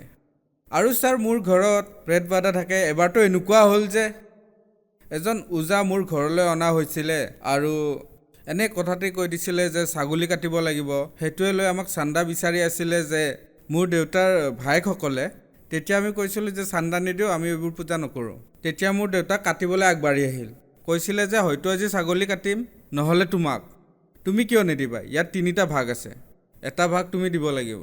মোৰ দেউতাই মানা কৰি দিলে। তেতিয়া ময়ো মানা কৰি দিলোঁ যে নিদিওঁ। তেতিয়া ক'লে যে হয়তো আজি ছাগলী কাটিম, নহ'লে তোমাক কাটিম। কিন্তু ইমানখিনি বিশ্বাস আছে যে মালিকৰ দয়াত আজি জীয়াই আছোঁ, এয়া লাভ পালোঁ। ছাৰ, আপুনি যে কৈ আছিলে আপোনালোকৰ ঘৰৰ ভিতৰত যি প্ৰেত বাধাৰ সমস্যা আছিল, সেয়া ঠিক হ'লনে? একেবাৰেই ঠিক হ'ল। আজি মোৰ ঘৰত কোনো প্ৰেত বাধা নাই। সন্ত ৰামপালদেৱ মহাৰাজৰ যি এই জ্ঞান পালোঁ, আজি সেই আধাৰতে আমি ভক্তি কৰি আছোঁ আৰু সদায় আৰু যেতিয়ালৈকে প্ৰাণ থাকিব এই শৰীৰত, সন্ত ৰামপালদেৱে দিয়া সেই জ্ঞান আৰু সেই ভক্তিক আমি কৰিম আৰু পূৰ্ণ মুক্তি প্ৰাপ্ত কৰিম, সেয়া মোৰ লক্ষ্য। আৰু গুৰুদেৱৰ এই জ্ঞানে আমাক মুক্তি দিব। ছাৰ, সন্ত ৰামপালদেৱ মহাৰাজৰ পৰা নাম দীক্ষা লোৱাৰ আগতে আপুনি কিবা নিচা কৰিছিলনে? হয় ছাৰ, মই কৰিছিলোঁ আৰু নিচাৰ লগে লগে মই মাংসও খাইছিলোঁ। আগতে যেনেকৈ চিগাৰেট খাইছিলোঁ, কিন্তু আজি যেতিয়া কোনোবাই চিগাৰেট খায় মই তাৰ ওচৰলৈ গ'লে বমি হৈ যায়। মোৰ সেই দোকানখনলৈ যাবলৈ মন নোযোৱা হৈ যায়। যদিও বিস্কুট আনিবলৈও থাকে, তাত কোনোবাই চিগাৰেট খাই থাকিলে ধোঁৱা ওলালে মই আঁতৰি যাওঁ, তাৰ পৰা বিস্কুটো নলওঁ। চেষ্টা কৰোঁ তাৰ পৰা যদি নল'ব পাৰোঁ ভাল। আৰু ইমান মাংস খাইছিলোঁ যে বজাৰে বজাৰে ঘূৰি ফুৰি যিয়ে মাংস বেচে তেওঁলোকে সেয়া বিচাৰি বিচাৰি আনি খাইছিলোঁ। আজি এনেকুৱা লাগে মই বহুত ভুল কাম কৰিছিলোঁ, যেন মোতকৈ বেছি তুচ্ছ আৰু কোনো নাই। গতিকে সেইবাবে মই বিচাৰোঁ পৰমাত্মা সন্ত ৰামপালদেৱ মহাৰাজৰ যি ভক্তি, এই ভক্তিত এয়া আছে, না নিজে কষ্টত থাকিবা না আন কাৰোবাক কষ্ট দিব পাৰিবা। গতিকে সন্ত ৰামপালদেৱ মহাৰাজৰ জ্ঞানত এয়া আছে আৰু সন্ত ৰামপালদেৱ মহাৰাজে কয় তেওঁৰ জ্ঞানত এয়াও আছে আৰু পূৰ্ণ পৰমাত্মাৰো এয়া লিখা বিধান আছে যে য'ত পৰমাত্মাৰ সন্তান সকলো, গতিকে সেই জন্তু, পশু পক্ষী, কীট পতংগ অথবা মানুহ কোনোতো বেলেগ নহ'ল। এয়া সকলো মোৰ ভাই বন্ধু। যদি কাৰোবাক আমি কষ্ট দিওঁ তেতিয়া পৰমাত্মাৰ বিধান আছে যে আমিও কষ্ট পাম। ছাৰ, সন্ত ৰামপালদেৱ মহাৰাজৰ পৰা নাম দীক্ষা লোৱাৰ পিছত আপুনি আৰু কি লাভ পালে? আৰু ছাৰ, মই লাভ পালোঁ যে আধ্যাত্মিক জ্ঞান যি মই পালোঁ আজি সেয়া আটাইতকৈ বেলেগ। আৰু মই এই কথা সকলোতে কওঁ যে এই জ্ঞান সৰ্বোচ্চ হয়। মই মোৰ সকলো যিসকল সম্বন্ধীয় আৰু যি বন্ধু আছে তেওঁলোকক কওঁ যে ব'লা সন্ত ৰামপালদেৱ মহাৰাজে এনেকুৱা জ্ঞান কৈ আছে যি জগতে জানিব লাগে আৰু ক'বলগীয়া। গতিকে তেওঁৰ ভক্তি কৰা আৰু নিজেও যোৱা পূৰ্ণ পৰমাত্মাৰ শৰণলৈ আৰু সমগ্ৰ পৰিয়ালক সম্পৰ্কীয়সকলক কোৱা যে ভক্তিবিধি শাস্ত্ৰ অনুকূল এয়াহে আৰু এয়াই কৰিব লাগে। ছাৰ, আপোনালোকে ঝাৰখণ্ডত থাকে আৰু সন্ত ৰামপালদেৱ মহাৰাজৰ সৈতে জড়িতও। গতিকে আপুনি নাভাবেনে আন সন্তৰ পৰাও আপুনি নাম দীক্ষা ল'ব পাৰিলে হয়, ইমান দূৰৰ পৰা আহি সন্ত ৰামপালদেৱ মহাৰাজৰ সৈতে জড়িত হোৱাতকৈ? ছাৰ, সন্ত ৰামপালদেৱ মহাৰাজৰ ওচৰলৈ যোৱাৰ যি কথা, আমি যে যাওঁ দিল্লী, হাৰিয়ানা অথবা আন ঠাইত, যোৱাৰ কথাটো বাৰু পিছত হ'ব। প্ৰথমতেতো সন্ত ৰামপালদেৱ মহাৰাজ মোৰ হৃদয়ত আছে। আৰু যে আশ্ৰমৰ কথা, ঝাৰখণ্ডত আজি খন আশ্ৰম খোলা হৈছে আৰু মালিক সন্ত ৰামপালদেৱ মহাৰাজৰ সৎসংগ চলে। গতিকে এনেকুৱা কোনো কথা নাই, আমি এইবোৰ কৰোঁ। কিন্তু লগতে এইটোও কথা যে মোক গাঁৱৰ মানুহে কয় যে তুমি যে আশ্ৰমলৈ যোৱা পইচা পোৱা, সেইবাবে যোৱা। এজন দুজনক আমি কৈ দিছিলোঁ যে এনেকুৱা কোনো কথা নাই। সন্ত ৰামপালদেৱ মহাৰাজৰ যি ভক্তিবিধি মই সেয়াহে জানিবলৈ যাওঁ, না কি পইচা পাওঁ সেইবাবে যাওঁ। পইচা আমি দিহে যাব লাগে, কাৰণ যিকোনো জ্ঞান, ধৰক আমি যদি কোনো স্কুলত যাওঁ, আপুনি পইচা দিহে স্কুল গৈ পাব, তেতিয়াহে জ্ঞান পাব। তাৰ মানে সন্ত ৰামপালদেৱ মহাৰাজৰ আশ্ৰমত নাম দিয়াৰ নামত পইচা লোৱা হয়, অথবা আন কিবা বেলেগ ফিজ লোৱা হয় আশ্ৰমত? খোৱাৰ কথাটো বাদ দিয়ক, আন যিসকল গুৰু আছে সেই গুৰুসকলৰ মাজত দেখা পাওঁ যে আগত বহাজনৰ পৰা বেলেগ পইচা লয়। ঠাণ্ডাৰ দিনত গাত উৰিবলৈ যি গৰম কাপোৰ লোৱা হয়, তাৰ বাবে 20 টকা অথবা 50 টকাও দিব লাগে। খাদ্যৰ বাবে পইচা দিব লগা হয়। কিন্তু ইয়াত সন্ত ৰামপালদেৱ মহাৰাজৰ আশ্ৰমত দেখিবলৈ পাওঁ হাজাৰ হাজাৰ ভক্তৰ মাজত এনেকুৱা খাদ্য বিতৰণ হয়, এনেকুৱা লাগে যেন মানুহে দেখি ভাবিবলগীয়া হয় যেন ইমান খাদ্যৰ পইচা আহে ক'ৰ পৰা তেওঁলোকৰ। কিন্তু আজি চাওক, সন্ত ৰামপালদেৱ মহাৰাজৰ দয়াত সকলো ভক্তই খাদ্য পাই আছে, কাৰো পৰাই 1 টকাও লোৱা নহয়। আনকি তেওঁলোকক 10 টকাৰ সহায়হে কৰে, কিন্তু নলয়। ভগত সমাজক আপুনি কি বাৰ্তা দিব বিচাৰিব?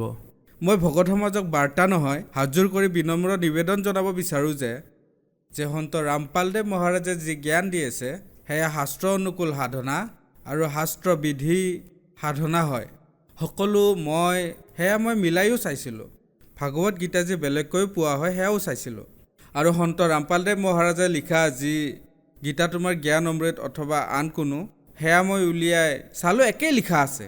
কিন্তু তাৰ যি অৰ্থ মই শ্লোক মিলাই চালোঁ, যি ভগৱত গীতাত লিখা আছে সেয়া শ্লোক ইয়াতো লিখা আছে। তাৰ অৰ্থ যেতিয়া চালোঁ তেতিয়াহে গম পালোঁ।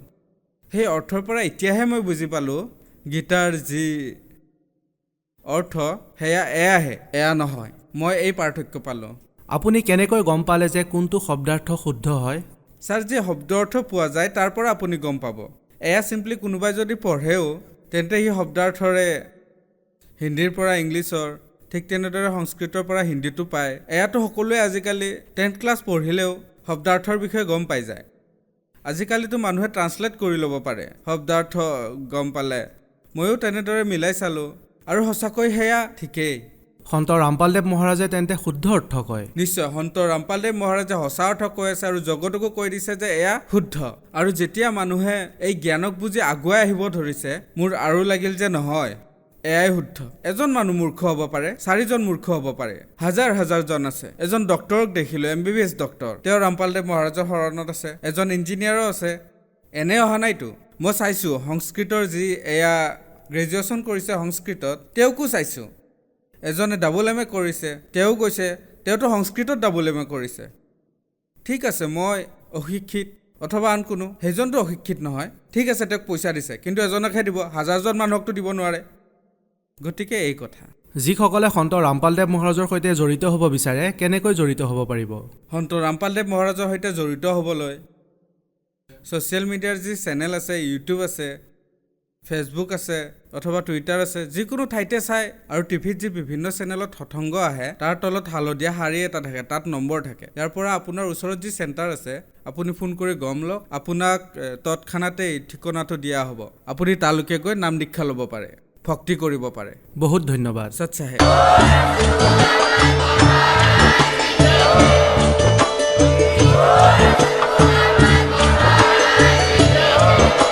আপুনি শুনি আছিলে জগতগুৰু তত্ত্বদৰ্শী সন্ত ৰামপাল গুৰু মহাৰাজৰ মংগল প্ৰবচন। অধিক জানিবৰ বাবে ভিজিট কৰক www.jagatgururampalji.org। সন্ত ৰামপাল গুৰু মহাৰাজৰ শুভ আশীৰ্বাদত সমগ্ৰ বিশ্বতে 500তকৈও অধিক নাম দীক্ষা কেন্দ্ৰ আছে, য'ত সন্ত ৰামপাল গুৰু মহাৰাজৰ দ্বাৰা বিনামূলীয়াকৈ নাম দীক্ষা দি থকা হৈছে। আপোনাৰ ওচৰৰ নাম দীক্ষা কেন্দ্ৰৰ ঠিকনা জানিবলৈ সম্পৰ্ক কৰক 7082208528।